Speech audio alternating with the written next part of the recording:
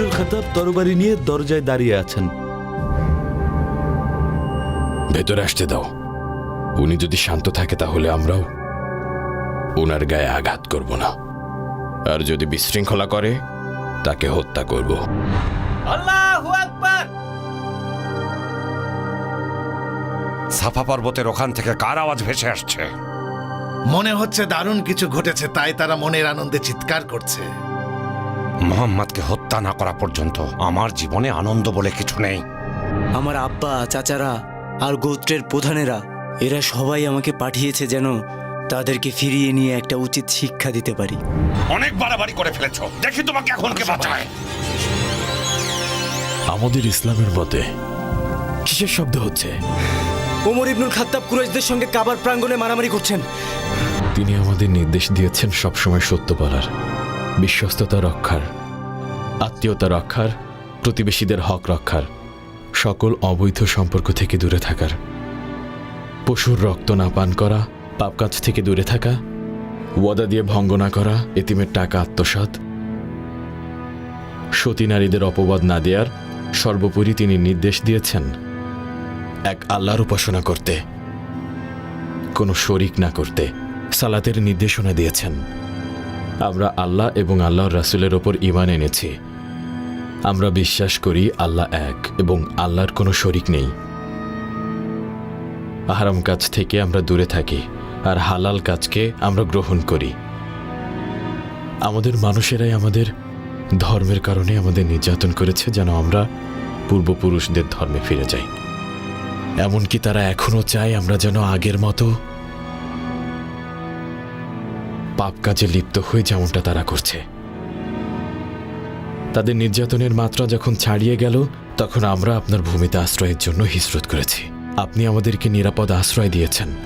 আমরা আশা করছি এখানে কোনো নির্যাতনের মুখোমুখি আমাদের আর হতে হবে না।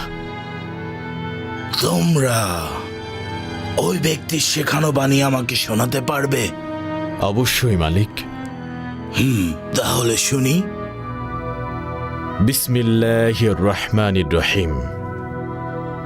কফ হা ইয়া আইন সাদ। এটা তোমার রবের অনুগ্রহের বিবরণ দাস জাকারিয়ার প্রতি। যখন সে তার রবকে গোপনে ডেকেছিল সে বলেছিল, হে আমার রব, আমার হাড়গুলো দুর্বল হয়ে গেছে এবং বার্ধক্যবশত আমার মাথার চুলগুলো সাদা হয়ে গেছে। আমার রব, আপনার নিকট দোয়া করে আমি কখনো ব্যর্থ হইনি। আমার পরে স্বগোত্রীয়দের সম্পর্কে আশঙ্কা বোধ করছি।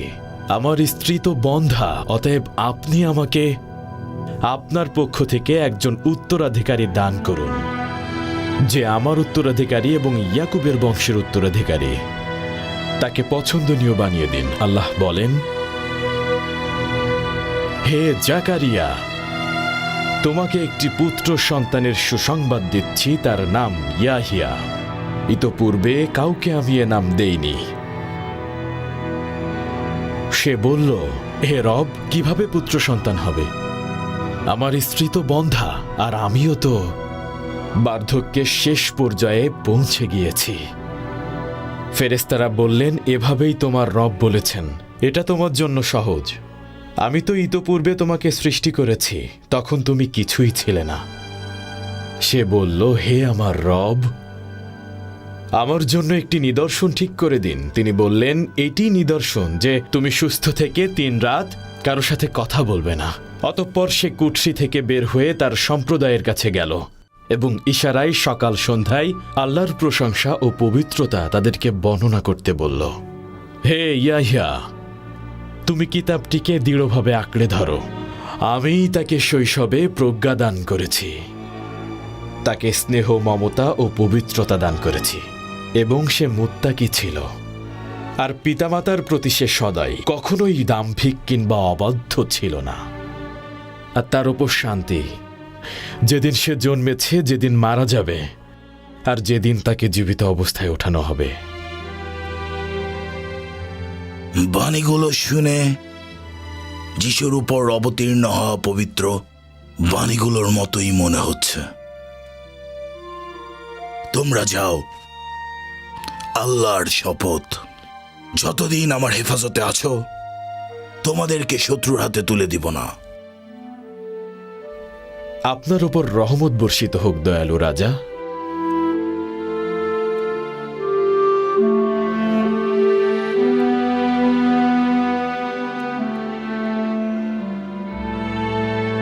এখানে উপস্থিত কুরাইশগণ, শুনুন কুরাইশ প্রধানগণ, ধর্মত্যাগী বোকারা রাজা নেজাসির ভূমিতে গিয়ে নিরাপদ আশ্রয় গ্রহণ করেছে।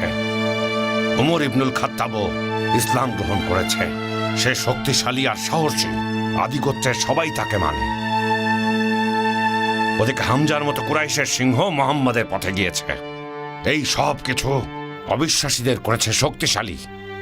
মুহাম্মাদের এই মিথ্যা ধর্ম সবখানে ছড়িয়ে যাচ্ছে। এখন আমাদের কি করা উচিত? সকলে ঐক্যবদ্ধ হয়ে হাসিম ইবনে আব্দুল মুত্তালিবের গোত্র পরিপন্থী একটা চুক্তিতে স্বাক্ষর করা উচিত। তোমার কি কিছু বলার আছে আবু সুফিয়ান? আমি তো আর তোমাদের বিরুদ্ধে যেতে পারি না, যেহেতু আমরা সবাই কুরাইশ প্রধান।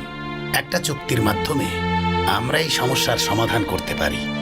হাসিম গোত্র মুহাম্মদকে আপনাদের হাতে তুলে দেওয়ার সেই পরিকল্পনার কি হলো? লাত আর উজ্জার শপথ, আবু তালিব মরে গেলেও তার ভাতিজাকে আমাদের হাতে তুলে দেবে না, এমনকি হাসিম গোত্র ধ্বংস হয়ে গেলেও না। তাই আমার পরামর্শ, হাসিম গোত্রকে প্রত্যাখ্যানের একটা চুক্তিপত্র আমরা স্বাক্ষর করতে পারি, যেটা হবে বনি হাসিম আর ওই অবিশ্বাসী মুহাম্মাদের বিরুদ্ধে। তাহলে এই প্রথম এমন কোনো ঘটনা ঘটবে? এই সিদ্ধান্তই চূড়ান্ত। এটা উত্তম পরামর্শ আবুল হাকাম। তাহলে লেখো, কুরাইশ গোত্র এই সিদ্ধান্তে উপনীত হচ্ছে, হাসিম গোত্রের কারো সাথে বিবাহ বন্ধনে কখনো আবদ্ধ হবে না, অথবা তাদের সাথে কোনো বাণিজ্য সম্পর্ক করবে না। শোনো শোনো, চুক্তিপত্রের লেখক মানসুর ইবনে ইকরিমা আল-আবদারি, হাসিম গোত্রকে প্রত্যাখ্যান করার চুক্তিপত্র বড় বড় অক্ষরে লেখো, আর সেটা আমরা কাবার ভেতরে টাঙিয়ে রাখবো, যেন আরব তথা কুরাইশ বংশের সবাই সেই চুক্তিপত্র দেখতে পারে। আবুল হাকামকে হাসিম গোত্রকে ধ্বংস করতে চাইছে?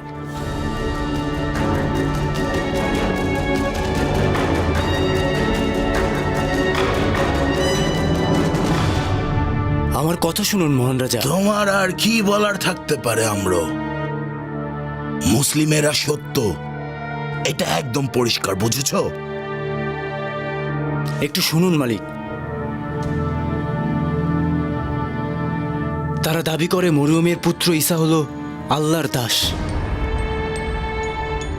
এটা তুমি কি বললে ইবনুল আস? আমি সত্যি বলছি। আপনার ভূমি থেকে ওদের দ্রুত বের করে দিন, ওরা অবিশ্বাসী। বিচার বিশ্লেষণ ছাড়া কোনো সিদ্ধান্ত নিব না। এখনই মুসলিমদের ডেকে পাঠাও। মুত্তালিবের বংশধর এবং হাসিম গোত্রের সবাই, যতদিন পর্যন্ত আমরা মুহাম্মদকে তাদের হাতে তুলে না দিব, ততদিন কুরাইশেরা নাকি আমাদের প্রত্যাখ্যান করার এক চুক্তি স্বাক্ষর করেছে। এমন ঘটনা আরবে ইতিপূর্বে কখনো ঘটেনি। যতদিন আমরা বেঁচে আছি, মুহাম্মদের গায়ে একটা আঁচড়ও কেউ দিতে পারবে না। তাই যাদের ইচ্ছা আমার আশেপাশের ভূমিতে আশ্রয় নিতে পারো, আর যারা কুরাইশের পক্ষে তাদের এখানেই থাকতে দাও। আমাদের ইচ্ছা শক্তি আর হৃদয় ভঙ্গ করার কোনো অধিকার ওদের নেই। একজন মানুষকে সুরক্ষা দিয়ে কিভাবে রাখতে হয় তার নজির সেটা আমরা সৃষ্টি করে দেখাবো। আগামীকাল থেকে কুরাইশদের সাথে সব ধরনের সম্পর্ক ছিন্ন করব। যাদের ইচ্ছা তারা আমাকে অনুসরণ করতে পারো, আর যাদের ইচ্ছা নেই তারা আবু জাহেলকে অনুসরণ করতে পারো। আমি এতে কিছুই মনে করব না, এমনকি সমগ্র কুরাইশ বংশের কেউ কিছুই মনে করবে না। এ বিষয়ে কেউ যদি কিছু বলতে চাও, তাহলে নিঃসংকোচে নির্দ্বিধায় এখানে বলতে পারো, কাউকে তোমার ভয় পেতে হবে না। আমরা আপনার সাথে আছি আবু তালেব। না, কখনোই কুরাইশদের বিপক্ষে যাব না। তাহলে আমাদের সাথে সম্পর্ক ছিন্ন করো আব্দুল উজ্জা। আমাদের গোত্র থেকে আলাদা হয়ে যাও।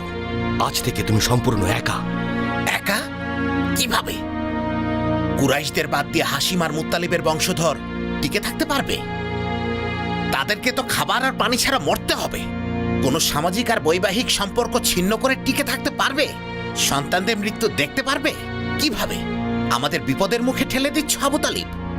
শুনুন আব্দুল উজ্জা, আমরা আমাদের ভাই আবু তালেবের সাথেই থাকব। তাই ভালো হবে আমাদের ছেড়ে কুরাইশ মুশরিকদের কাছে চলে যান, কারণ আপনার বেঈমানি আমার সহ্য হচ্ছে না।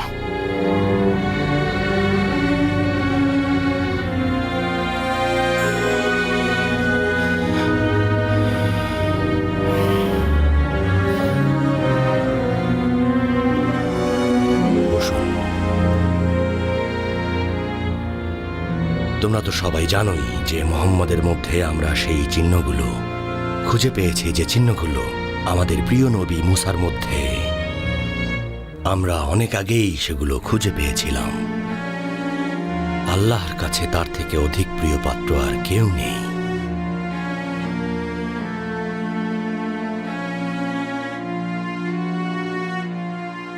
তারা বলল, আমরা একটা কোলের বাচ্চার সঙ্গে কিভাবে কথা বলবো যে এখনো দোলনায় দোলে? শিশুটি বলল, আমি তো আল্লাহর বান্দা, তিনিই আমাকে কিতাব দিয়েছেন এবং আমাকে নবী বানিয়েছেন। আর যেখানেই আমি থাকি না কেন তিনি আমাকে বরকতময় করেছেন, এবং যতদিন আমি জীবিত থাকি তিনি আমাকে সালাত ও জাকাত আদায় করতে আদেশ দিয়েছেন, আমাকে মায়ের প্রতি অনুগত করেছেন, এবং তিনি আমাকে অহংকারী অবদ্ধ করেননি। আর আমার উপর শান্তি যেদিন আমি জন্মেছি এবং যেদিন আমি মারা যাব, আর যেদিন আমাকে জীবিত অবস্থায় ওঠানো হবে। এই হচ্ছে মরিয়মের পুত্র ঈসা। এটাই সঠিক বক্তব্য যে বিষয়ে লোকেরা সন্দেহ করছে। আমার জীবনে এরকম সত্যনিষ্ঠ কথা এর আগে আমি কখনো শুনিনি। আমি সব সময় ভাবতাম ঈসা হয়তো মা মরিয়মেরই পুত্র, যে তোমাদের ক্ষতি করার চেষ্টা করবে তাদেরকে আমি নিজ হাতে শাস্তি দেব। কথা দিচ্ছি, আমি বেঁচে থাকতে কেউ তোমাদের ক্ষতি করতে পারবে না। যদি এক পাহাড় সম পরিমাণ স্বর্ণ দেওয়া হয়, আমরার উপহারগুলো ফিরিয়ে দাও, আমি কিছুতেই নিব না ওগুলো। আল্লাহ যেদিন আমাকে আমার রাজত্ব ফিরিয়ে দিয়েছিলেন তিনি কোনো উপরি পাওনা নেননি, আমিও কোনো উপরি পাওনা নিব না। এত বড় রাজ্যের যে দায়িত্ব দিয়েছেন, আমার কি তার কথা মানা উচিত না?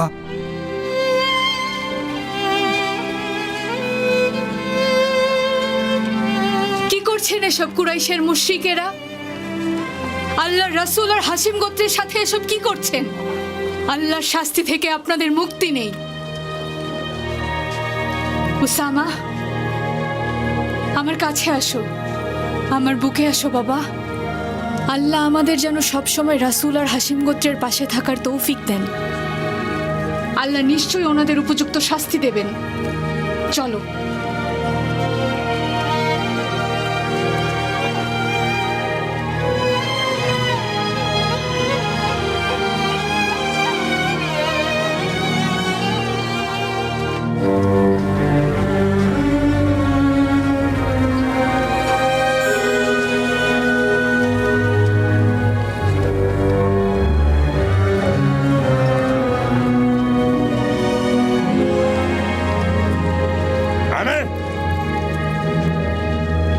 বলো, কি খবর এনেছো তুমি?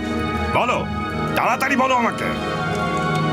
খারাপ খবর, মুহাম্মদ আর তার অনুসারীরা নেজাশির ভূমিতে নিরাপদ আশ্রয়ে আছে। রাজাকে এক পাহাড় সম পরিমাণ স্বর্ণ দিলেও মুহাম্মদ আর তার অনুসারীদের হস্তান্তর করবেন না।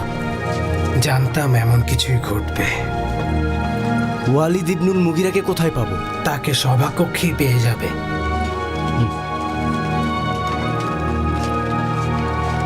আমার কথাগুলো লুআই গোত্র তোমাদের মানুষদের কাছে পৌঁছে দিও।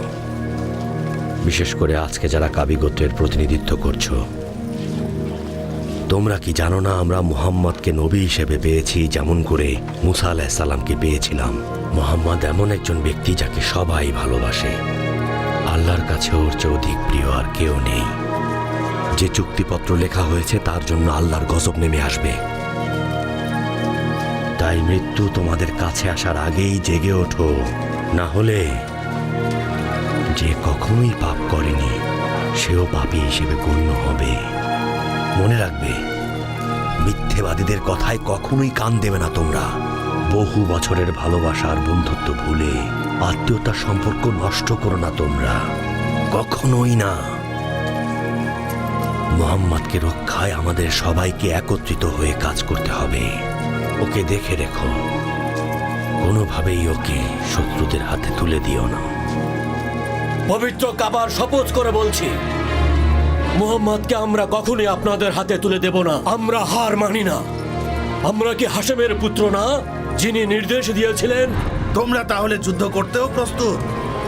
হ্যাঁ, আমরা প্রস্তুত আছি। এটাই আমার ভাই আবু তালিব বলেছেন, আর আমরা তাতে একমত হয়েছি। হে হাসিমের পুত্র, একজন দয়ালু লোক আমাদের জন্য খাবার পাঠিয়েছে।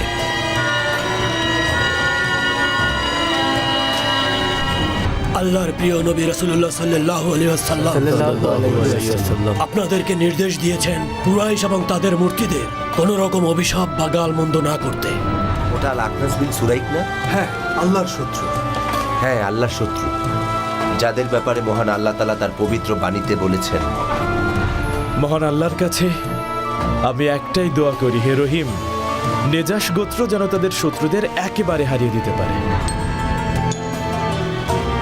হাকিম বিন হাজাম, এ সময় আপনি উট নিয়ে কোথায় যাচ্ছেন? দেখি, আপনি হাসিম গোত্রের জন্য খাবার নিয়ে যাচ্ছেন। এ কথা আমি মক্কার সবাইকে জানি।